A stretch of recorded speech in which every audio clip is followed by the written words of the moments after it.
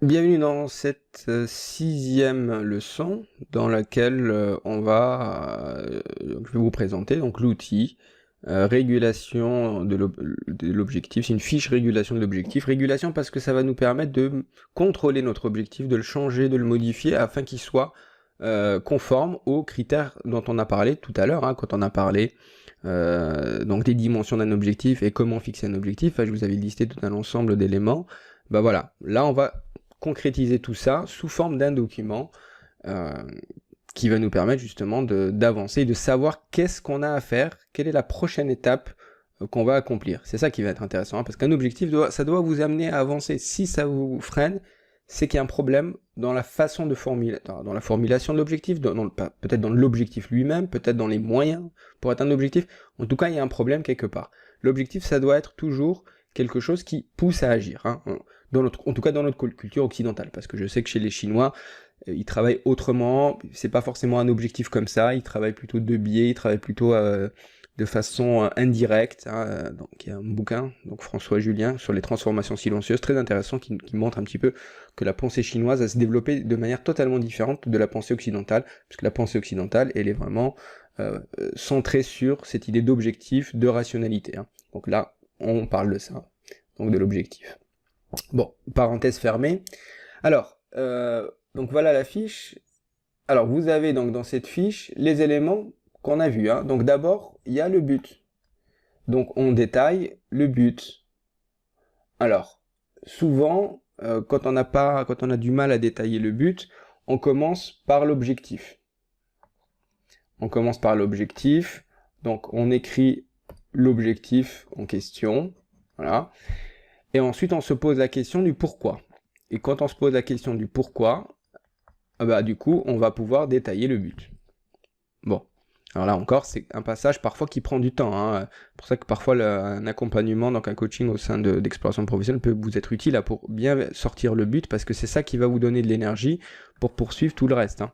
C'est pour ça que c'est pas quelque chose à négliger. Alors, une fois qu'on a notre objectif, imaginons créer donc l'entreprise rentable. Donc, entreprise rentable. Alors pourquoi? Parce que voilà, parce que je veux m'épanouir, parce que je veux qu'on reconnaisse mon travail, parce que je veux pouvoir m'organiser. Donc ça, c'est le but. L'objectif, c'est l'entreprise rentable. Le sous-objectif, ça va être ce que je vais me donner à faire maintenant, c'est-à-dire le court terme. Vous vous rappelez, on avait parlé du court, moyen et long terme. Donc le court terme, c'est qu'est-ce que je me donne, par exemple, sur le prochain mois, sur le prochain un mois. Et là, par exemple, on avait dit que on allait, par exemple, découvrir ce que c'est la créa, ou faire un bilan. Découvrir la création d'entreprise. Bon, allez, on va dire que c'est ça.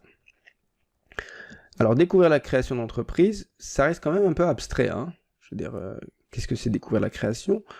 On va pouvoir le préciser. Alors, vous pouvez le préciser ici, en sous-objectif, ou vous pouvez, ce que je trouve pour le coup utile, sortir un livrable.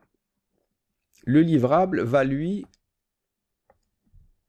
définir ce qu'on veut sortir. Par exemple, ici, ça serait un document regroupant les dimensions essentielles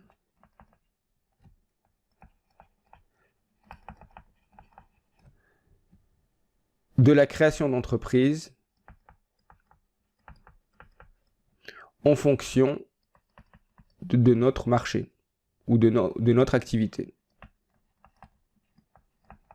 Par exemple, si je suis restaurateur et que je veux créer une boîte, bah, quelles sont les dimensions, quels sont les aspects importants à ne pas rater lorsque je veux créer une entreprise dans la restauration. Ça peut être pareil dans la formation, ça peut être pareil dans la création d'objets artisanaux, ça peut être... Bon, peu importe. En tout cas, il faut que le livrable soit quelque chose de concret, hein, qui soit univoque, positif, encore une fois, spécifique, et qui soit un objet. Un document, c'est un objet. Alors on aurait pu, si on avait un autre objectif, par exemple produire un prototype d'une machine, le livrable, ça aurait été voilà, le prototype.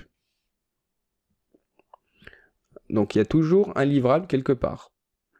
Je donnerai un autre exemple juste après. Là, c'est vraiment juste pour que vous compreniez but, objectif, sous-objectif, livrable. Après, je donnerai un exemple plus détaillé de tout ça dans un autre domaine. Alors, ensuite, et c'est là où ça va être très intéressant, c'est là où, encore une fois, j'emprunte ça aux sciences de l'éducation, la différence entre critères de réalisation et critères de réussite. C'est quelque chose qu'on ne fait pas souvent, en tout cas pas assez. Les critères de réalisation, on répond à la question qui est pour le coup très claire, très, très simple. Que dois-je faire ?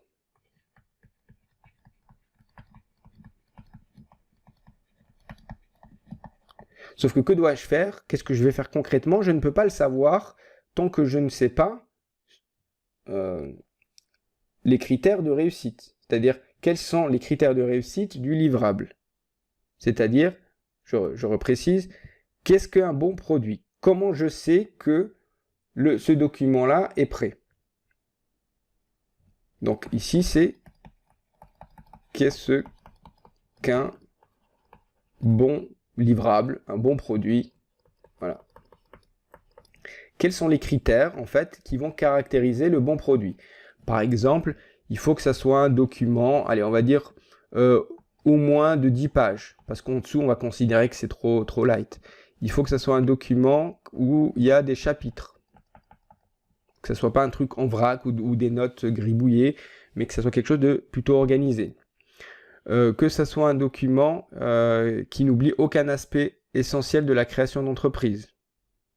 Donc, les fondamentaux de la créa. Voilà.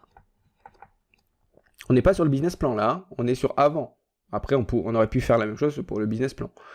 Donc, il faut que tous ces éléments soient validés pour que je puisse me dire que le livrable est atteint et que j'ai atteint mon objectif. Voilà. Sauf que pour atteindre ces critères de réussite, j'ai besoin de faire des choses.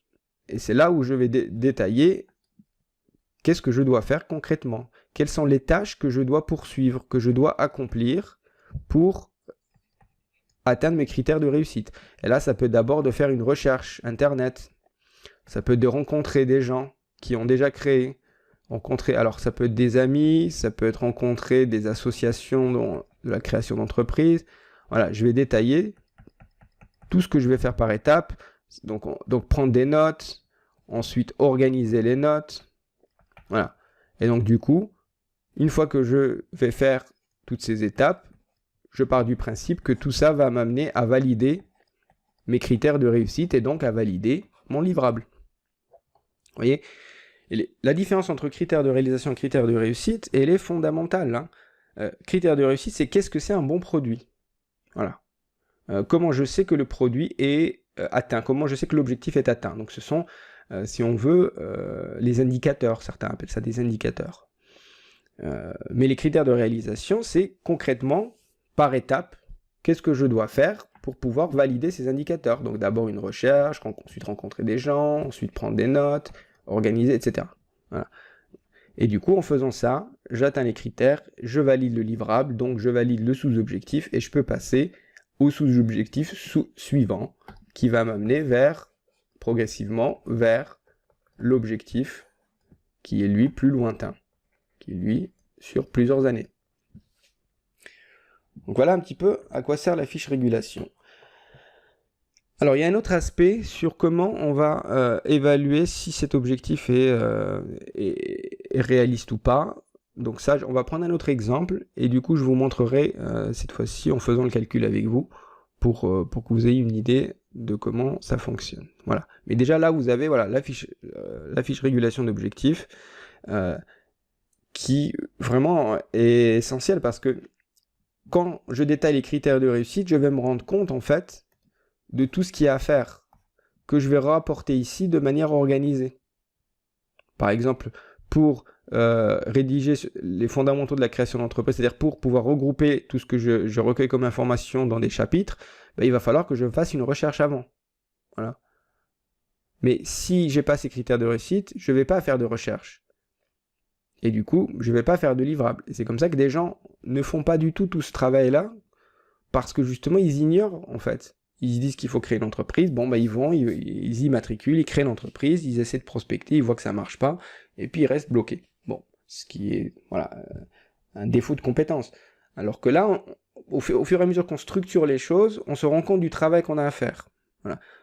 Et du coup, c'est motivant, parce qu'on sait que on est en train d'agir. On n'est pas bloqué, en fait, devant un mur. Alors, prochaine vidéo, donc toujours sur cette 6e leçon sur la fiche régulation, on va prendre un exemple détaillé, voilà, et point par point, on va faire ça ensemble.